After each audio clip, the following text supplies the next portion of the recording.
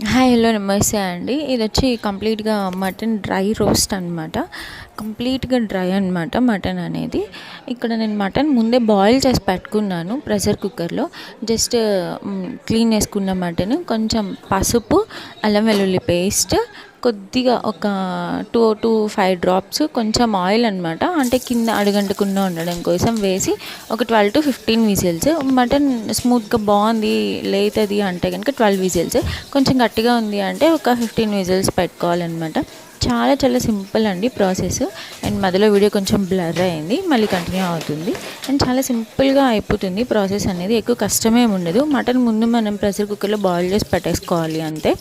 Next కొంచెం oil, పచ్చిమిర్చి, ఎక్కువ మసాలా కూడా ఏం లేదండి, జస్ట్ దాల్చిన చెక్క, లవంగం వేసాను, పచ్చిమిర్చి అనమాట. నెక్స్ట్ ఆనియన్స్, ఇవి కొంచెం మంచిగా బాగా రోస్ట్ అయిపోయిన తర్వాత నేను టొమాటో వేసాను. టొమాటో ఆప్షనల్ అనమాట, వెయ్యాలి అని ఏం లేదు, వేయకపోయినా బాగుంటుంది టేస్ట్. బట్ నేను వేరే ప్రాసెస్ కోసం కూడా నేను టొమాటో ఆల్రెడీ కట్ చేసి పెట్టాను, కొద్దిగా ఉంది కాబట్టి నేను కొంచెం టొమాటో యాడ్ చేశాను. అండ్ ప్రెషర్ కుక్కర్లో మటన్ బాయిల్ చేసినప్పుడు కొంచెం జింజర్ గార్లిక్ పేస్ట్ వేసాము, ఇప్పుడు కూడా ఇంకొంచెం జింజర్ గార్లిక్ పేస్ట్ యాడ్ చేసుకున్నాను అనమాట ఫ్లేవర్ కోసము.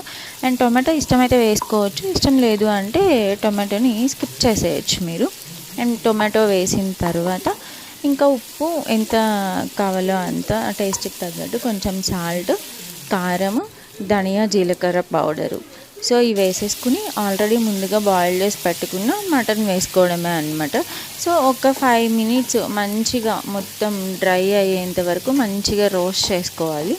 ఇది నార్మల్గా చికెన్ ఇట్లా డ్రై రోస్ట్ చేసుకున్నప్పుడు ఎక్కువ తినగలం, మటన్ అంత ఎక్కువ తినలేరు అనమాట. అంటే కొంచెం చికెన్తో కంపేర్ చేస్తే ఓన్లీ డ్రై రోస్ట్ చేసుకొని ఫ్రై లాగా మటన్ని చికెన్ తిన్నంత హెవీగా అయితే తినలేరు కదా.